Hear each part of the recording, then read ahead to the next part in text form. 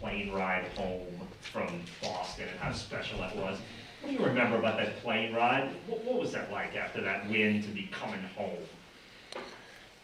I think just what a lot of people, especially in this community, has dealt with over the past month has been a lot in terms of us, really, relocating. Obviously, some of us are very more fortunate that a lot of things didn't happen to some of our houses, but we still dealt with it. And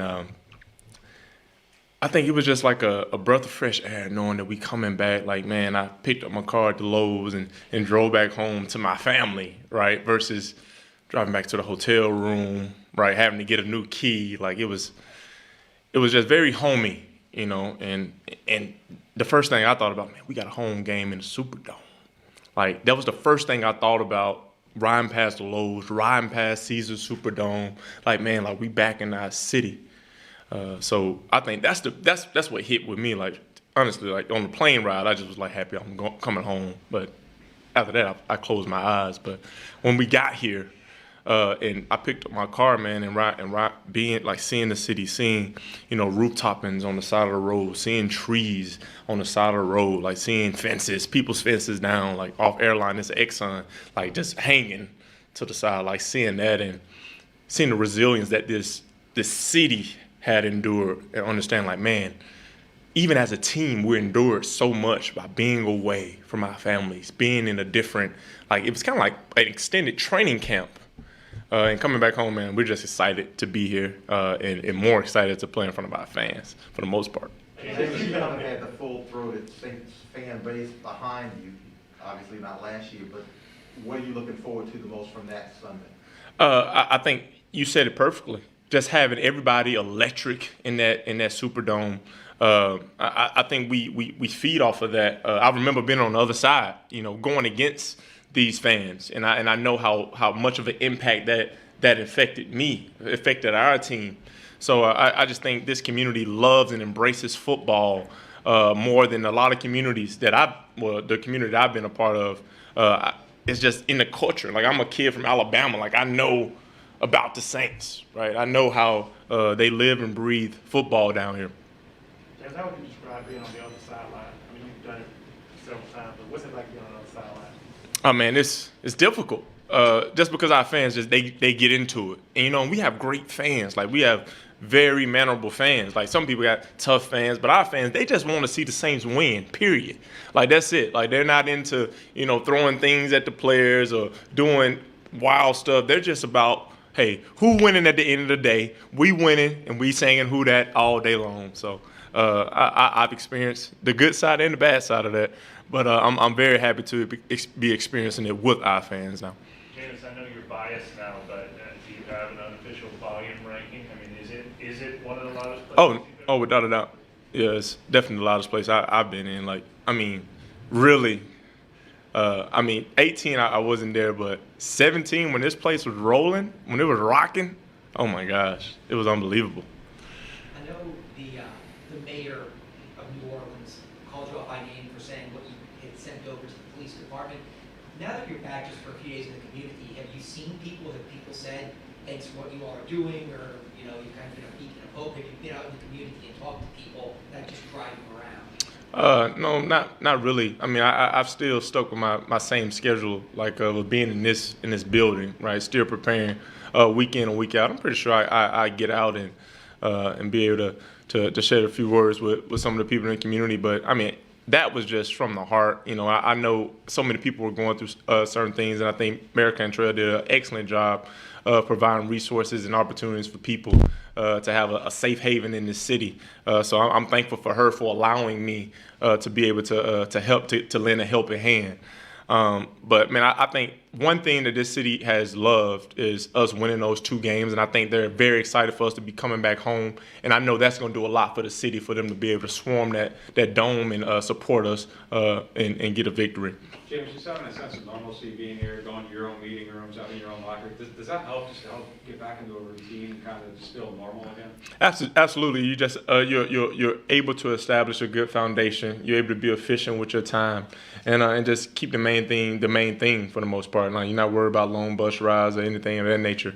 But I'm not going to hash on that experience in Dallas. I was very thankful that this organization was able to provide us a place for us to escape and be able to still focus on football, right? I'm very thankful for that, but I'm more thankful for these very nice facilities we have around here that we can use and get in the weight room anytime that we want to. I go and talk to our lunch personnel, anytime we want to. So I'm just excited to be here, and I'm grateful. When you threw that pass in the end zone, you cut, and it was a touchdown, when you almost got sacked, Coach didn't look all that excited about it when they cut to that shot on the sideline. Did you guys have any discussion? Yeah, we actually watched it again. Like at that time, he just talked about, hey, we can't live with those decisions. But when we watched it again, he saw that he was the only one that could have caught that ball, right? Like I think the biggest thing was someone was wrapped around me, right? And I just said, hey, that was God's plan. But we know we can't live with making those decisions all the time. But hey, Marquez went out there and he did his job. He went up there and I gave him a chance, an opportunity, and he went up there and caught that ball for us. Can you, if I could, as a follow-up, can you speak to, now that you've been here, but you're in a different role now, what has this life change meant for you to be somewhere else and be here? I think the biggest thing is just being a part of this organization, being embraced by this team, having people all around you that are very great teammates. Like, we have a great defense, we have a great offensive line, we have one of the best, if not the best running back in the league. So me just doing what I need to do, doing my job. Making sure that I get the ball to our guys, make plays when I need to make plays, and just letting things come to me. Is it different for you in this offense? You ran the ball 38 times Sunday. Is it different for you in this offense to sort of get out of the mindset that you have to do everything? Because running the ball 38 times, obviously putting it on somebody else. Is that a change for you, mentally in the game? Maybe being less aggressive than you were sometimes in the past? I think the biggest thing is just remaining efficient. Like that's what I'm focused on. When I have an opportunity to make a play, making sure that I make that play, and that's something that I'm continuing to work on in this offense. Like when we have an opportunity to make a big play, making sure I execute on that. But we know that this team has an excellent offensive line. We know that we're blessed for having Alvin Kamara in the backfield. So that's a good thing for a quarterback in any room, right? So that's the best part of our team. So why not, give those guys that opportunity? And I just need to do my job when the opportunity presents itself. Kind of like we did on that last drive. When that last drive came, we needed to score, and we found a way as a team to make it happen. So you're okay if you're only throwing it 20 times a game? I'm okay as long as we winning. You know what I'm saying? Like, I think that's the biggest thing about this business, right? Like, I'm a selfish winner. Like, we want to win. Any way that makeup happens and we end up winning games on Sundays, Mondays, or Thursday, I'm definitely a fan of that. Jameis, so going back to Monday, when you got home, what were, one of the first things or second thing that you did once you got home? Oh, man, the biggest thing is take my son to school, right? I mean, just spending time with him waking up in the morning, let my wife just get some extra sleep, right? Picking up my baby boy, walking around with him downstairs, getting in the word, like just things that I couldn't really do at the hotel, you know what I'm saying? Because we were waking up and we were walking downstairs for a meeting, right? Being able to just spend some time with my wife, take my wife to dinner, right? On Monday night, man. So I think that was just good for me to just get back in that atmosphere, because I know that our wives, they've been through a lot. They've been on themselves a lot. My wife, she was in Tampa some, she was in New Orleans, back and forth. So I'm just thankful for her, how resilient she was during this time. But that's the biggest thing, just trying to help out around the house. What did that mean to you just to see her and your family after, however?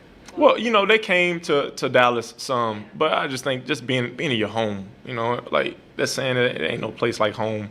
You know what I'm saying? I think that just was a great feeling. James, was there anything about the last month that has either changed or reinforced the connection you feel that the city has with you or with this team? Well, I think anytime that you are able to experience something emotional with a teammate or a city, it sticks, right? And I think over the past month, I really like us getting those victories. I think it happened. It really helped this city out. You know, I wasn't able to see firsthand, you know, how it helped. But I know that a lot of people, you know, their day, even if they couldn't watch it, right, hearing that their team won, right, especially that first week, you know, being the Green Bay Packers, I know that meant a lot to this city because I know a lot of people wanted to be at that game. I know it hurt them that they be in the dome and witness that. So I think that's the biggest thing that how I've grown with this city is like, man, like this city's kind of been living through us, through our successes on the field, right? And that's what we've been doing it for. We've been doing it so we can create some smiles in these communities and be uplifting any way that we can. Because right now we can't be on the ground right now working in and day out in the city. Was that something that you felt a responsibility toward, during the week and on game day over the past couple of weeks? Oh, absolutely. Absolutely. Because I think, like, again, these fans, man, they're all in, right? Like, some people, that's the beautiful thing about football and the beautiful thing about sports in general. It allows people to escape and be all in to their favorite team, right? No matter what's going on with them, right? They're able to look up and look at the score and watch the game of their favorite team win. And I think that makes, you know, that warms everyone's heart. James, the Giants are 0-3. A talented defense you're facing. Absolutely. We take nobody lightly. I mean, you look at this defense in their past 3 games that they're in the games. They're keeping their defense is keeping their team in the game. They have a very great defensive line. They got a cornerback that I've been playing against since I've been 5 years old, and James Bradbury. So I know he's legit. So they got a great secondary and a young Xavier McKinney. A playmaker in Jabril Peppers, and a very smart, savvy veteran in Logan Ryan. So we know that they're going to play really good defense. They're going to make us take what they're going to make us have to take what's there, and they're going to be ready. What's your history with Bradbury? Oh, Bradbury's been my rival forever. Like I went to Heartown, he went to Pleasant Grove. We've been playing against each other since Little League. Literally Little League. Well, he played Little League baseball, yeah. But I probably did strike him out a lot. But no, we've been battling for a long time, man. He's always been a superstar. James, going back to the touchdown pass, I'm just curious. Week 1, the throw to Juwan, kind of similar guys as him. Yeah. You make the throw. Where do you draw the line between the two, where it's okay to throw one and one where you say like, hey, maybe. Well, when you watch the film and say, hey, was our guy the only person to have? And that was the case in both scenarios. So sometimes those plays are gonna happen. You know, Drew made some plays. We making somebody miss. He's falling down and make a great shot in the back of the end zone. So those plays are gonna happen. Obviously, when those plays happen, like everyone holds their breath. When they go good, they go great. But we want to try to eliminate them going bad. So you said you want to eliminate it from going bad. If you went back and had that same play again, Absolutely. Would you throw it again? Yeah, I'm throwing it. I'm throwing it again, right? I'll probably throw a little higher. It's third down, okay? We got a field goal in the bag. As long as I don't give their defense an opportunity to catch the ball, it's a good decision because either it's 3rd and 10 and we kicking a field goal, or it's a touchdown. And that time it ended up being a touchdown. But we're not going to make a living having to throw the ball up. To clarify, I think after the game you said you were trying to throw it away. Was that not the case? Yeah, but it was in a safe spot, right? So when you're throwing away, you're giving your guy an opportunity to the ball or not. Right, but you weren't just killing the ball. You were just trying to put it where the defense couldn't get it. Yeah. Do you ever think there'll be a time in games this year where you cut it loose like the old days? Yeah, when the opportunity presents itself, it's going to happen, right? But as long as we're being efficient, we're taking care of the football, and we're establishing a run game, that's how we've gotten both of these wins. We establish a run game, we are efficient, and we win the game. We protect the football. Is that patience, being able to wait for that, is that different for you? Did you have that 5 years ago? Were you You know what I mean? Like, were you over anxious trying to rip it 5 years ago and not patient enough, and that's something you've learned, or is this something you've always? I mean, it's something that I learned, but it's also just the buildup of this team, having a top 5 defense, right? Having a prominent runner in Alvin, having one of the best offensive lines in this league. I think that's just the makeup of how it is. You know, when you're staying ahead of the chains in the running game, that's how it is. I remember my rookie year with Doug Martin, having Doug Martin, like we ran the ball a lot. We just running Bob, didn't do a play action. Then that's how some of my yards came in. So I think that's just in the NFL you want to establish a run game because that really wears down the defense. And think about the time of possession, right? The more that we keeping the ball and possessing the ball and scoring, the more chance that we have to win. You said that you talked about being like a selfish winner, winning in a variety of ways. Have you ever been on a team going back to like high school or even college that you didn't have to air it out? And throw This is definitely Coach is teaching me a new way to win. Like he's showing me, it's going to be a different game plan every week to win, right? And I think that's why I love Coach Payton is because he knows what it takes every single week for us to win the game. And that's how we've been doing it. The 2 games that we have won, and I'm perfectly fine with long as we winning and we're being efficient and we're dominating the line of scrimmage and playing good defense. I'm perfectly fine with that. But it is different. It's different, but it's worth it. Right? Kind of bridging off that, I assume this is the first time, at least in your professional career, that you've had a situation where you might come off the field for an offensive play. Is that kind of an adjustment? How do you make that kind of mental switch when you have to leave the field on second down? I think when you got a player as talented as Taysom Hill, he has a significant role, a part of this team as well. So like I'm just another bird on the team, right? I'm the quarterback, but I know this team has a makeup that's very unique. We have a player like him who is very diverse and can do everything. We have a player like Alvin who needs touches in the passing game and the running game. And we have some receivers that are going to be pretty soon that are very dynamic in their way as well. So I know once we get all our pieces together, I think it makes it really tough on the opposing team. So that's definitely a blessing to be able to just be a part of such a masterpiece that Coach Payton and our coaches work so hard on day in and day out. Jameis, the Yell's defense has adopted this juice boys mentality. From your perspective, how have you seen that kind of manifest with them? Well, the biggest thing about defense is just camaraderie, and they're playing off of each other. And when they got that energy and they have that swag, they communicate better.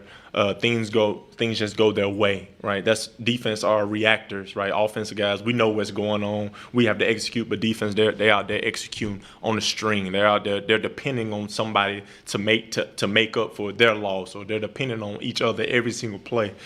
So when they have that, obviously that type of love and that type of passion and that type of fun together, they play better. Is that infectious for you? Absolutely.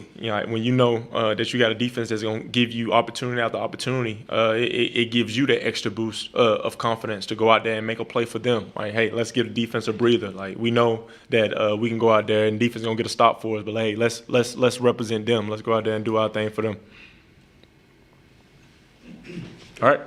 Thank you. Thank you. Yeah. It's also the first time that I sat down during a press conference.